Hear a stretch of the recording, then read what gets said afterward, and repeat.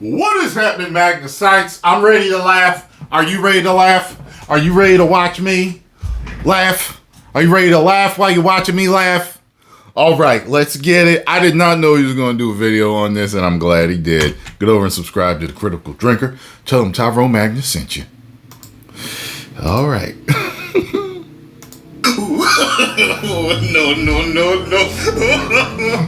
No.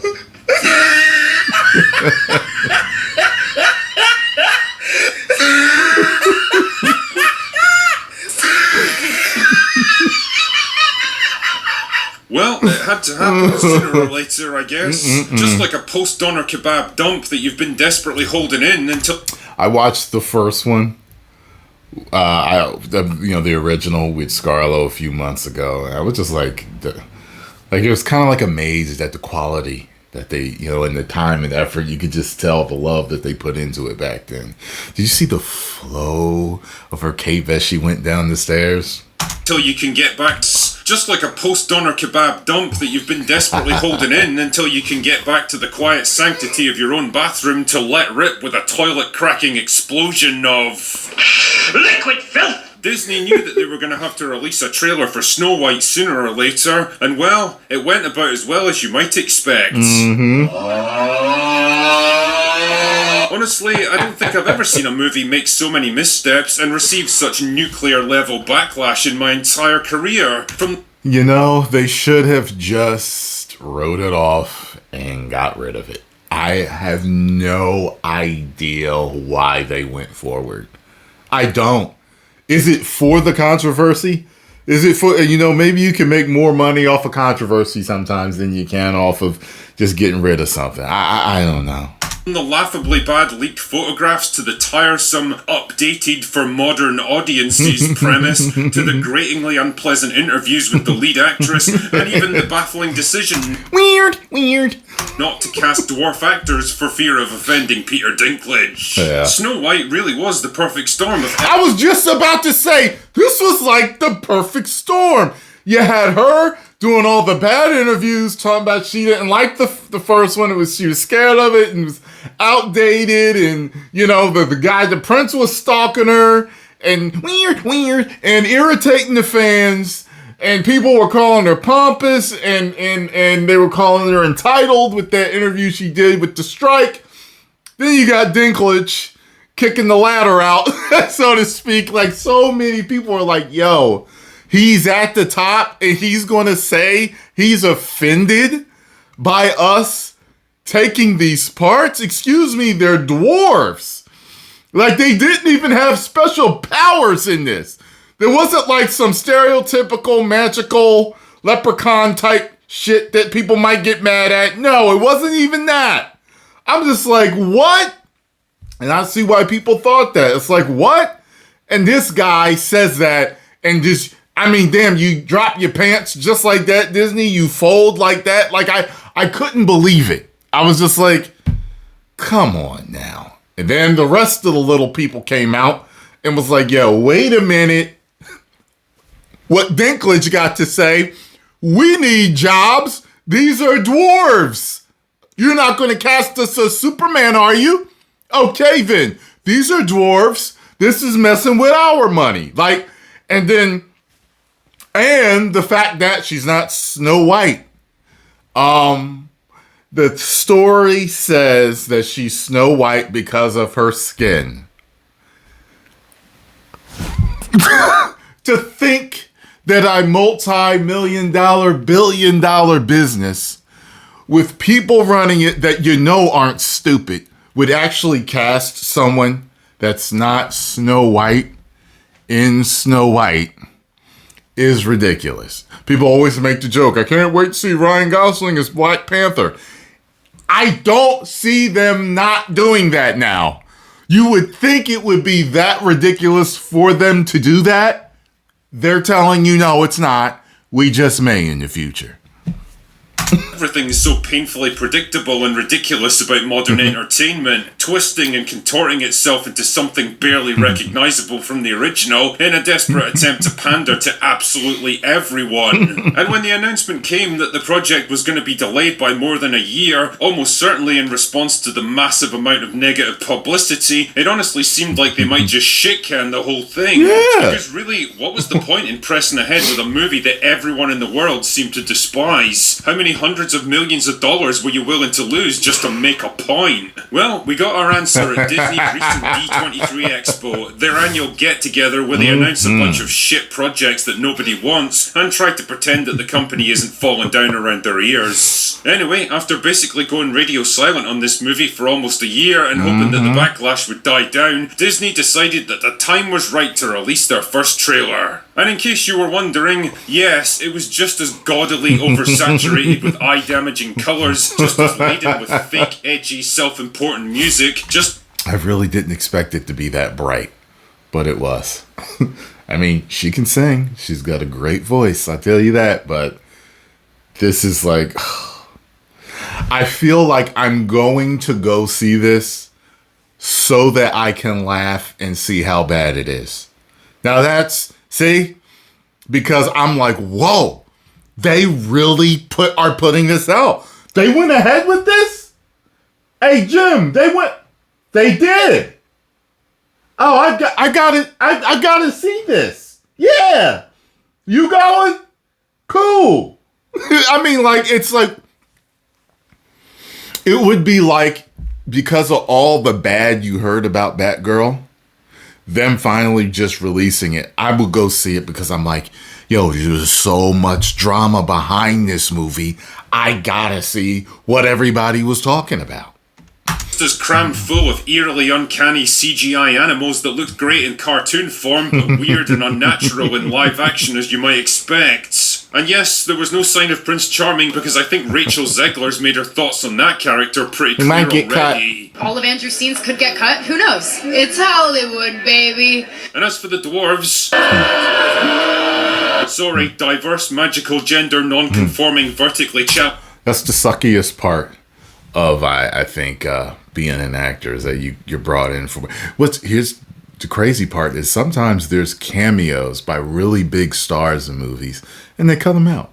And I'm like, wait, what? I thought you always want all the big names to bring people in, no matter how short time, they have. I was cut out of a movie. The first movie I was ever in, I was cut out of. I rented that movie, and I was like, where am I at? I was in a movie called, I think it was Monster Factory. Monster Factory. I always want to call it Animal Factory. Monster Factory. And it was a movie with Willem Dafoe. And I always forget his name. The kid from Terminator 2. And the guy who played Machete. He was in it. I had a chance to talk to him. He was pretty cool. But anyway, when they brought me in, they cast me as an extra, and I was playing a prison guard. Got fitted, everything. Everyone was nice. Ate tuna steaks with them for lunch and everything. And they wanted me to come back another day, but I couldn't come back. They wanted me to come back so that they could use me as a prisoner. Well, I couldn't go because my job wouldn't give me off, right? Because I had taken off the day before to play the prison guard. Well, everyone that played prisoners got in the movie. Everyone that played a guard, not so much. So it is what it is. I don't even know. You know what? I gotta check the credits to see if I'm in there. The credits. But yeah, challenged individuals. Sucks. These things. And I was there from like 9 a.m. to 9 at night. You know what I'm saying? Like, it was. I mean, to find out you got cut out sucks. Are absolute nightmare fuel. I mean, just look at them. Look at how jerky and unnatural their movements are. Look at their weird, rubbery, soulless faces. It's like watching an interview with Kevin Feige. It was funny. A lot of people don't like how the dwarves look. If they're going the CGI route, I'm actually kind of okay with it. But I know the whole story behind it. So I know why they're doing it. They probably didn't have enough time to cast a bunch of little people to do it after the whole Dinklage and the backlash of her and everything, and they just CGI'd it all in just to make it easy. They should have used real people, but it doesn't look like it's going to be a good thing. But seeing that everything living in this is CGI except her, the prince, and the queen, the evil queen, like, I'm just like, whatever. Okay, I guess they look good enough. They would have looked bad enough in a purely animated movie, but the fact that they're superimposed next to an actual human being so that we can very clearly see how fake they look is just further proof that the entire concept behind this movie was a horrifically bad idea. I mean, just pause for a moment and imagine how much better and more natural this scene would be. But it doesn't make any sense because dwarves are real people. They could have had real people in here. It's just so... It's so stupid. Like, she's a real person, you know? Like, the prince is a real people. The queen is a real people. Why can't they be people? Would have looked, not to mention how much cheaper it would have been to film if they just shot it on an actual physical set. And here's the thing, though. I'm talking to all the dwarf actors out there, all the little people actors out there. Hey, I know a lot of you are angry about not being able to get in this because it's like, yo, you know what I mean? This could have been our big break. All the backlash behind this movie, you don't want to be in it, correct? Maybe that's why they're all CGI'd in. Maybe they asked for dwarves and everybody's agent was like, nah, they said no. Nope, not with all this backlash, absolutely not. I don't want to destroy my career by being in this movie. Maybe that's why they're all CGI'd. Used actual dwarf actors. It would have given Rachel Zegler something to actually play against, instead of the horrifying reality that she was almost certainly dancing by herself in a big empty room for this sequence, with some tennis balls on sticks as a visual reference for the dwarves. On that subject, actually, old Rachel's been suspiciously quiet in recent months, almost like she's been told by Disney that every time she opens her mouth and expresses another dumb, entitled, disrespectful, and poorly thought out opinion, she actively shaves millions of dollars off the film's box office total. The last time she made a major appearance in relation to this film, it was during a very carefully controlled conversation. I was like, she was so nice in this. She was so sweet and nice in this interview. With Halle Bailey, and if you know anything about body language and tone of voice, it's pretty funny to compare the quiet, demure, soft-spoken and thoughtful Zegler in that interview with the brash, outspoken, abrasively overconfident... I wonder if before they started, Halle Bailey was like, alright, let's try and save your career. Are you ready? Yeah, I'm ready. Weird. version we saw just a few months earlier. The cartoon was made 85 years ago, and therefore it's extremely dated when it comes to the ideas of women being in... She reminds me of this other actress that I know, and she reminds me of a past girlfriend. And both of these women, both, had a very off-putting demeanor at times, to where people were very agitated to talk to them. You have to be self-aware, people. Roles of power. Several months later. President's so beloved. It's like a monumental moment in film history. Yeah. It was like the first feature-length cartoon movie, to the point where it won honorary Oscars and all of these amazing things that happened for that film are the reason that you and I really get to sit here today. Hey, hell, he's sitting there like, yes, this way, working girl, come on, save your career at this interview. Because it made Disney. That's, my friends, is what happens when someone gets the mother of all bollockins from their boss. It's Hollywood, baby. The movie was always going to have a problem framing the central conflict of an evil stepmother jealous of Snow White's otherworldly beauty, when said stepmother was played by Gal Gadot, one of the most famously beautiful actresses in Hollywood today, and Snow White was played by, well... She's not going to be saved by the prince. You get the picture. Fortunately, the trailer manages to completely emphasize the problem even more. Yeah. Yes, I know that fairest of them all in this case is meant to represent truth and justice and leadership, or some... Yeah, that's what I heard that's supposed to be. It's not supposed to be beautiful. So they're still going forward with this garbage deviation from the real story. And it's about being a great leader. It's another quote-unquote boss girl movie. This movie, if you can predict the success of this movie from Disney's recent past, it is going to be horrible. Something equally vague and intangible that's been awkwardly ported into a narrative that totally doesn't support it, but that concept is not conveyed here at all. It's the cinematic equivalent of putting a Lamborghini next to a Ford Escort and implying the Lamborghini is the one that feels jealous. Somehow I don't think people are going to buy into this. You know, and I've seen Rachel with different looks. And she's actually looked sexy in a couple of pictures that I've seen her in. Like, I was looking through pictures for different videos and I was like, oh, she's actually, well, okay, all right. But she has more of a, look to her, a cutesy girl look to her. She's not an ugly chick, you know what I mean? But Gal has got this full-grown fashion model look to her. I mean, she played Wonder Woman, you know what I'm saying? And she just has that fashion model look. Those are two different types of beauty. And when you're a high fashion model look, you don't see a high fashion model saying that they are jealous. Okay. I was getting into modeling before I got into acting.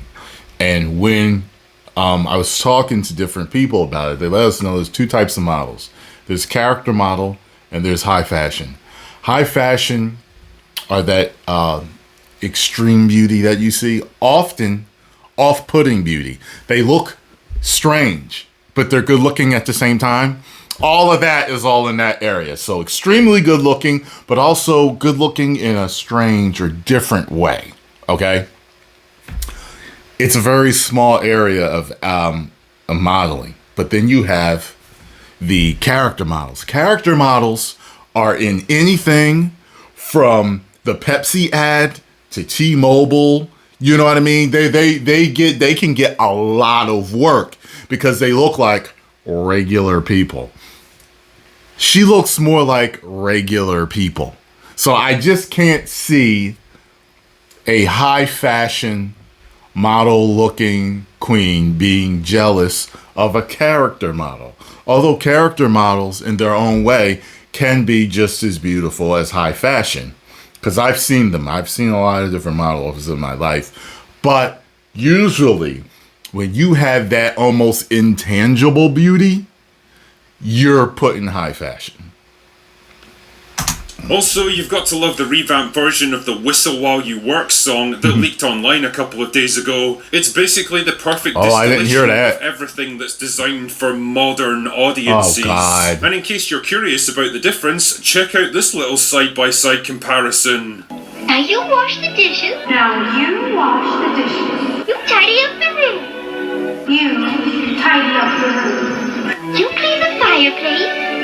You clean those cobwebs. And I'll use the broom. And he'll use the broom. Notice how in the original movie, Snow White offers to clean up the dwarf's home with a little help from her animal friends. It's a little token of respect and appreciation on her part in return for giving her food and shelter. But the horrifying notion of a woman doing any kind of domestic chores, even as a temporary response to I knew that's what it was. God. Very specific situation clearly doesn't. Women aren't allowed to clean anymore. It's so ridiculous. Doesn't gel with modern sensibilities. Because as we all know, modern independent women would never be seen dead sweeping up or tidying or cleaning dirty dishes. All of that stuff just kind of happens. My screen recording stopped! So in the new version, she forces the dwarves themselves to clean up the place. That's right, they take her into their home, offer her protection and food and everything else she needs, and in return she forces them to do even more work for her. This is the point at which identity politics, storytelling and simple common sense all come into conflict with each other, and the latter two are sacrificed in favour of the former. Anyway, whatever. The point here is that if this trailer was Disney's big shot at turning around public opinion of their least popular movie since The Marvels, then I don't think it's accomplished its mission. In fact, it's just further proof that they should probably do their shareholders a favour and Batgirl this thing out of existence. It will not be missed. Oh, no. Anyway, that's all I've got for today. Go away now. God. Oh, man, I don't know why my screen recording stopped. I was running low on memory the other day because I got so many files on this computer. That may be the reason why. So, yeah. 10 million subscribers. Woo!